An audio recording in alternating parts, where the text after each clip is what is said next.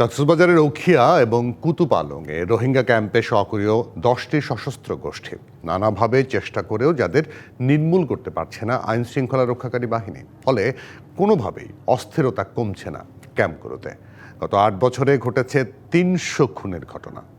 বিশেষজ্ঞরা বলছেন, এসব সশস্ত্র গোষ্ঠীকে দমন করতে না পারলে আরও নিয়ন্ত্রণহীন হয়ে পড়বে ক্যাম্পের পরিবেশ, যে শঙ্কা শরণার্থী ত্রাণ এবং প্রত্যাবাসন কমিশনেরও।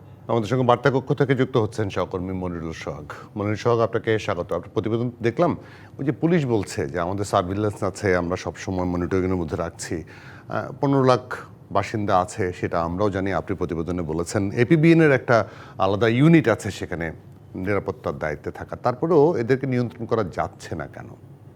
আসলে যে সংগঠনগুলোর নাম আপনি শুনলেন নিউজ, এবং আমরা অতীত থেকে যেগুলো জেনেছি সেই সংখ্যা কিন্তু অতীতে আরও বেশি ছিল, এবং বছরের পর বছর ধরে নানা ধরনের যে আইনশৃঙ্খলা নিয়ন্ত্রণের যে পদ্ধতি সেগুলো প্রয়োগ করা এবং অন্যান্যভাবে তারা যাতে এভাবে দলবদ্ধভাবে সন্ত্রাসী কার্যক্রম করতে না পারে সেই বিষয়গুলো নিয়ন্ত্রণের যে চেষ্টা সেটি কিন্তু ছিল। এবং সেই কারণে কিন্তু এখন যে 10টির সংখ্যা আমরা জানি বা যেটি দেখা যাচ্ছে এখন সক্রিয় রয়েছে, অতীতে কিন্তু এর থেকেও বেশি ছিল। সুতরাং সরকারের পক্ষ থেকে বা আইনশৃঙ্খলা রক্ষাকারী বাহিনীর পক্ষ থেকে যেটি দাবি করা হয় যে অনেকটাই তারা অনেকখানি নিয়ন্ত্রণ করতে পেরেছে, তবে পুরোপুরি যেটি নিয়ন্ত্রণ বা একেবারে নির্মূল করা সেই দিকে কিন্তু আসলে এখনও অনেক পথ বাকি বলা যায়। অর্থাৎ এখনও যে 10টি গ্রুপের কথা জানা যাচ্ছে যারা সক্রিয় রয়েছে, তারা আসলে কোনো না কোনোভাবে আবারও তাদের কার্যক্রম শুরু করে। অনেক ক্ষেত্রে আপনি দেখেছেন যে এর আগে এই দলগুলোর বা এই গোষ্ঠীগুলোর যারা নেতৃত্বে ছিলেন তারা কিন্তু অনেকে গ্রেপ্তার হয়েছেন, নানাভাবে তাদেরকে নিবারণ করা হয়েছে, কিন্তু পরবর্তীতে নতুন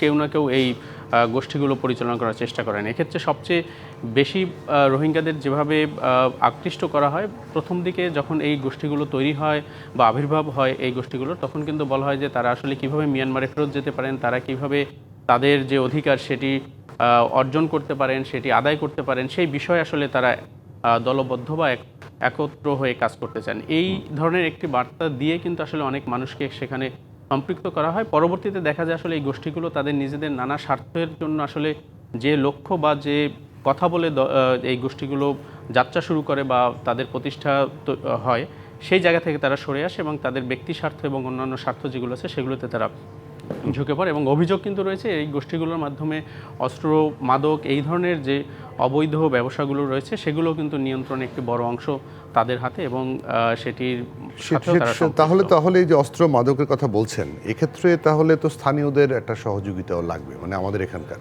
মানুষজনের।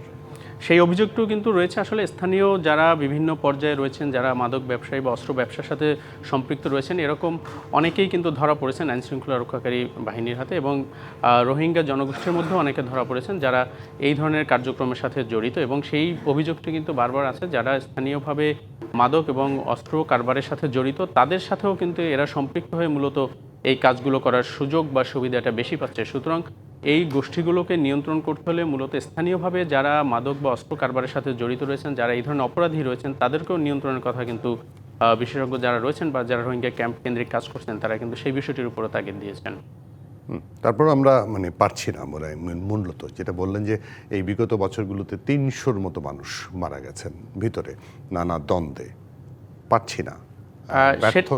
এটি কিন্তু সবচেয়ে আসলে বড় শঙ্কার ব্যাপার, এবং এই যে হত্যাকাণ্ডগুলো সেগুলোর বিচার কত দ্রুত হওয়া দরকার, সেই বিচারগুলো আসলে কোনো বার্তা দেয় কিনা, যারা যে গোষ্ঠীর লোকগুলো এই হত্যাকাণ্ডের সাথে জড়িত রয়েছেন তাদেরকে আসলে কি বার্তা দেয়, সেটিও একটি বড় বিষয়। তবে সরকারের পক্ষ থেকে, আইনশৃঙ্খলা রক্ষাকারী বাহিনীর পক্ষ থেকে বলা হয়েছে এই পরিস্থিতিটা নিয়ন্ত্রণে আনার জন্য মূলত তারা সর্বোচ্চ চেষ্টা করছেন, এবং এখনও যে গোষ্ঠীগুলো নামে বেনামে যারা রয়েছেন এবং যাদের কার্যক্রম নানাভাবে পরিচালিত হচ্ছে, তাদেরকে কীভাবে নিয়ন্ত্রণে আনা যায় সেই চেষ্টা যারা আইনশৃঙ্খলা পরিস্থিতি নিয়ন্ত্রণে রয়েছেন এবং সরকারের পক্ষ থেকে বলা হচ্ছে যে সেই কাজটি তারা চালাচ্ছেন। জি, মনিরুল সোহাগ, আপনাকে অনেক ধন্যবাদ আমাদেরকে খবর দেওয়ার জন্য।